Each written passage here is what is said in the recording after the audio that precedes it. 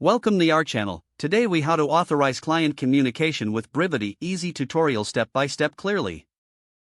To begin authorizing client communication with Brivity, first, ensure you have a Brivity account and are logged in. Navigate to the dashboard. Locate the settings icon usually found in the bottom left corner.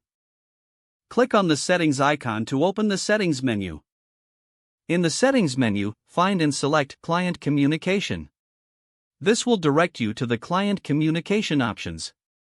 Look for the option to authorize communication. Click on Authorize Communication to proceed. You will see a prompt asking for client information.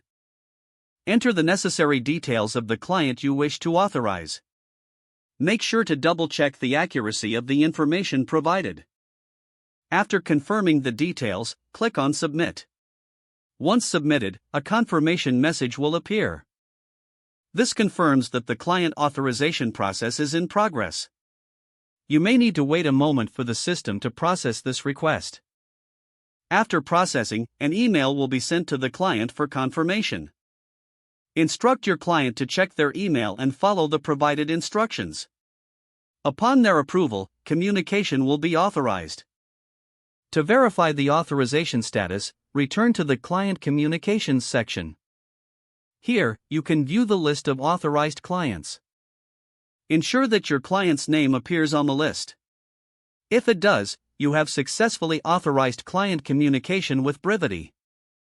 Now you are ready to communicate with your client through the platform. For any issues, refer to the Brivity Help Center for further assistance. If the page does not load, refresh the browser or try again in a private or incognito window. Make sure you are using the correct email address, then retype it carefully to avoid small typos. If your password is not accepted, use the reset option and create a new strong password you can remember. Check your spam folder for verification or security emails, then complete any requested confirmation steps. Enable two-factor authentication if available to improve account security and reduce unauthorized access risk. After signing in, review your profile details so your contact information and settings are accurate and current. If you see an error message, note it down and try again after restarting your device and internet connection. Don't forget to like this video and subscribe to our channel for more step-by-step tech guides.